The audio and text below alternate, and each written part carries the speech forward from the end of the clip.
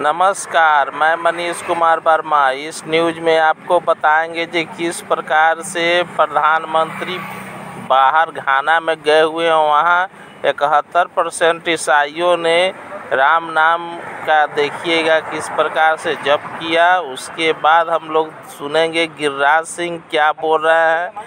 उसके बाद चलेंगे आशुतोष कुमार जी ने अपना तर्क दे रहे हैं। तमाम न्यूज़ इस वीडियो में सुनेंगे। पहले सुनते हैं माननीय प्रधानमंत्री को घाना में किस प्रकार स्वागत हो रहा है।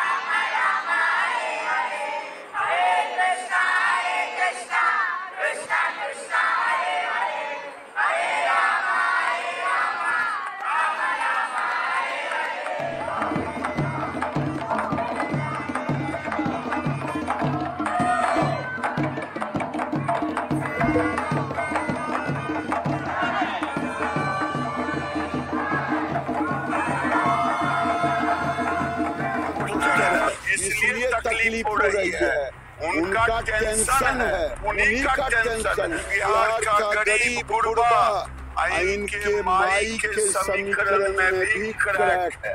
केवल विकास विकास विकास ये नरेंद्र मोदी नीतीश कुमार की सरकार है। लालू यादव का 15 साल आरजेडी की सरकार जुमलेबाजी में चला, इसीलिए जुमलेबाजी का पोस्टर है। एक सिनेमा देखे थे जिसमें लिखा था हीरो के हाथ पर मेरा बाप चोर है। मैं वो भी पोस्टर देख रहा हूँ पटना में। ये गरीबों की मसीहा वाली सरकार है, उनको तकलीफ हो रही है लालू यादव को और तेजस्वी यादव को कि गरीबों के लिए 3 गुना क्यों बढ़ा दिए पेंशन 400 से 1100।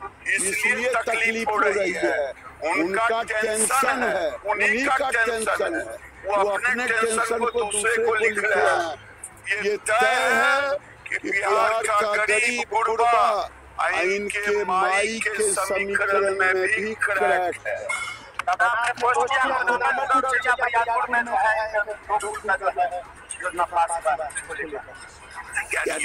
नीतीश कुमार नरेंद्र मोदी के राज में केवल योजना ही पास बन रहा है, पुल बन रहा है, वो भी बनेगा, चरिया भी बनेगा।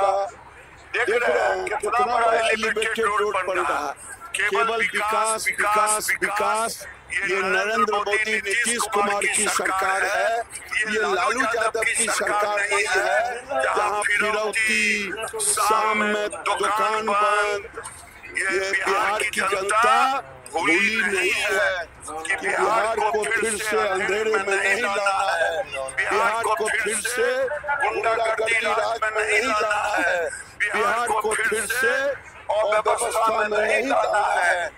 ये तय कर चुकी है बिहार की योगी की जब बात आई तो अब मुझे लगा कि हम समाज में रहते हैं, हम हर समाज के हर बिंदु पे चर्चा करते हैं, तो ये तो गलत बात है। इसमें तो तेजस्वी को ना नुकसान होगा, जो भी थोड़े बहुत उनके अपर कास्ट के लोग होंगे तो वो उनसे बिदक के भाग जाएंगे दूसरी पार्टी को। सारी का पासवान जो कराया जा रहा है, क्या वो लगता है कि तेजस्वी यादव की तरफ से सोची समझी कोई साजिश या चाल तो नहीं है? जबरदस्ती जा रहे हैं किसी युवा लड़कों को नामर्द बोलने के लिए, तो उसका जवाब में रेप्लिकेशन क्या आएगा? ये आएगा चेक कर ले, मैं नामर्द हूँ कि नहीं। आपका रूप जो है वो सूर्पनखा और तारिका वाला होगा तो आपको देवी माता नहीं कहा जाएगा।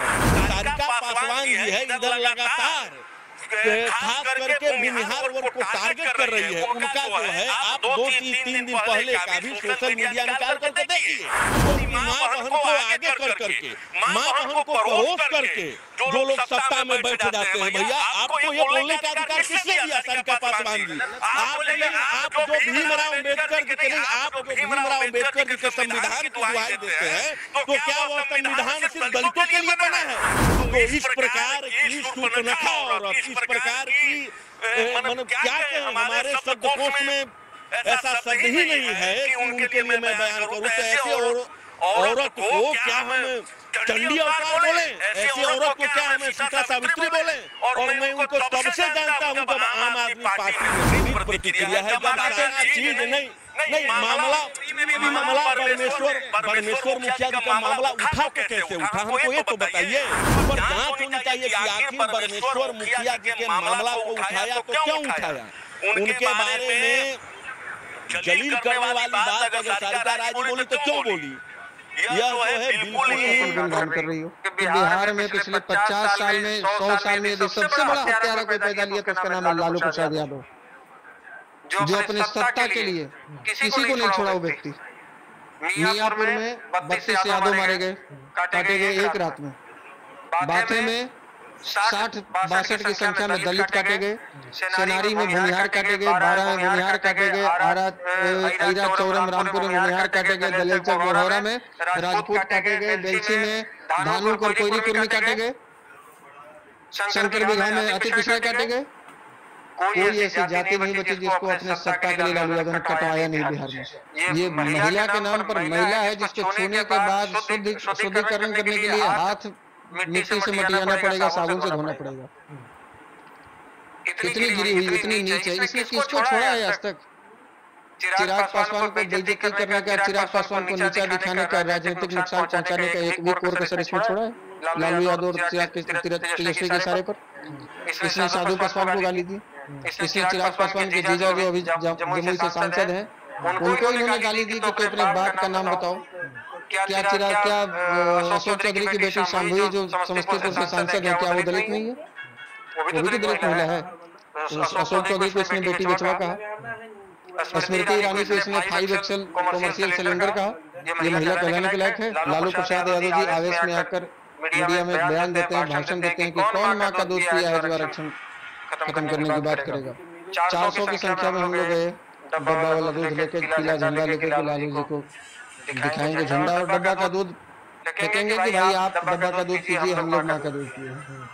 भीड़ को उग्र करने की कोशिश कर रहे थे, लेकिन बावजूद इसके उनके भीड़ के सामने हमने उनको कहा कि आप सुप्रीम कोर्ट के द्वारा प्रमाणित चारा चोर हो, ये जनता को बताओ। आशुतोष कुमार डरे नहीं, SC/ST केस हो गया, केस करती है। जीवन में जिससे पहली बार कोई केस हो वो डरता है। महीना में 30 दिन होता है, 10 दिन तो अलग अलग जिला में तारीख पे ही रहते हैं, कभी 11 दिन रहेंगे। हाँ, और जो क्रांतिकारियों का श्रृंगार होता है, जेल, मुकदमा, लाठी, गोली, और ये सब श्रृंगार हमको अच्छा लगता है। ये आप जनता को बताओ कि आपका बेटा 9वीं फेल है, 90 लाख की गाड़ी से चलता है और आप पिछड़े कैसे हो गए? आप ये बताओ कि आपके हर बाल बच्चों के नाम पर करोड़ों रुपए की संपत्ति है, आप कब तक पिछड़े रहोगे? और आप ये भी बताओ कि जो बिहार राजपूत ब्राह्मण का शेख सैयद पठान, जिसको आप सवर्ण कहते हो, पैदा लिया और दिल्ली में सुलभ शौचालय में लेटरिन सफाई कर रहा है, ऑटो रिक्शा चला रहा है, सब्जी बेच रहा है, गार्ड की नौकरी कर रहा है, आखिर कब तक अगड़ा रहेगा? उसके नाम के आगे पासवान की जगह पर शर्मा सिंह, तिवारी, मिश्रा, यादव, कुशवाहा होता, तब भी हम यही शब्द इस्तेमाल करते।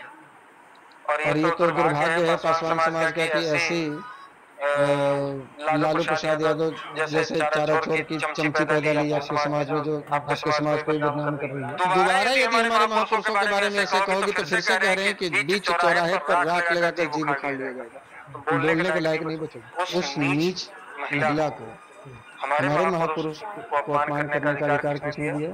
वो कहती है कि हम बाबा साहब भीमराव अम्बेडकर को अपना आराध्य मानते हैं, वो कहती है कि उनके दिखाए रास्ते पर चलते हैं, वो कहती है कि उनके बनाए संविधान को मानते हैं। प्रोफेसर मुखिया को तो भारत रत्न मिलनी चाहिए। आज जो काम भारत सरकार नहीं कर पा रही है, छत्तीसगढ़ से, असम से, बंगाल से, महाराष्ट्र से, कर्नाटक से, तमिलनाडु से, झारखंड से, इन राज्यों से नक्सलवाद को आज भी खत्म नहीं कर पा रही है। आज भी सैकड़ों जवान एक दिन में शहीद हो जा रहे हैं और बगैर कोई सरकारी सहयोग के, बगैर कोई सरकारी तंत्र के ब्रह्मेश्वर मुखिया जैसा 60 साल का बुजुर्ग खड़ा हुआ और मगध, शाहाबाद, पटना कमिश्नरी के 16 जिलों से महीना में 30 दिन होता है, 10 दिन तो अलग अलग जिला में तारीख पे ही रहते हैं, अभी 11 दिन रहेंगे। हाँ, और जो क्रांतिकारियों का श्रृंगार होता है, जेल, मुकदमा, लाठी, गोली, और ये सब श्रृंगार हमको अच्छा लगता है। इसलिए ऐसे ऐसे लोगों को जवाब देने के लिए हमको एक मुकदमा क्या 100 मुकदमा और 1000 बार जेल जाना पड़ेगा। हम डरते नहीं है।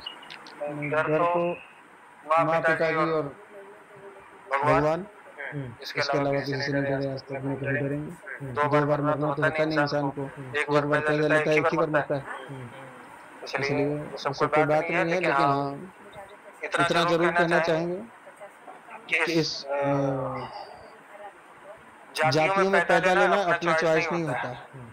ये भगवान की इच्छा होती है कि किसी कौन सी जाति में जन्म देंगे, और हर जाति के लोग अपने अपने महापुरुषों का सम्मान करते हैं। उसी प्रकार से हम भी अपने महापुरुषों का सम्मान करते हैं, और लोग भी अपने अपने जातियों के महापुरुषों का सम्मान करते हैं। लेकिन किसी दूसरे के जाति के महापुरुष का अपमान नहीं करना चाहिए। कोई आज तक का रिकॉर्ड नहीं दिखा सकता हमारे इस 12 साल के सामाजिक और राजनीतिक करियर में कि हमने किसी भी जाति के महापुरुष के बारे में कोई एक लाइन भी कोई अपमानजनक टिप्पणी या मर्यादावाद जैसे शब्द का प्रयोग किया। तो फिर उस नीच महिला को हमारे महापुरुष को अपमान करने का अधिकार किसने दिया? वो कहती है कि हम बाबा साहब भीमराव अम्बेडकर को अपना आराध्य मानते हैं। वो कहती है कि बढ़ाने के लिए MSJP न्यूज एक बार अवश्य देखें, अपना राय कमेंट बॉक्स पर अवश्य भेजें। जय हिंद, भारत माता की जय।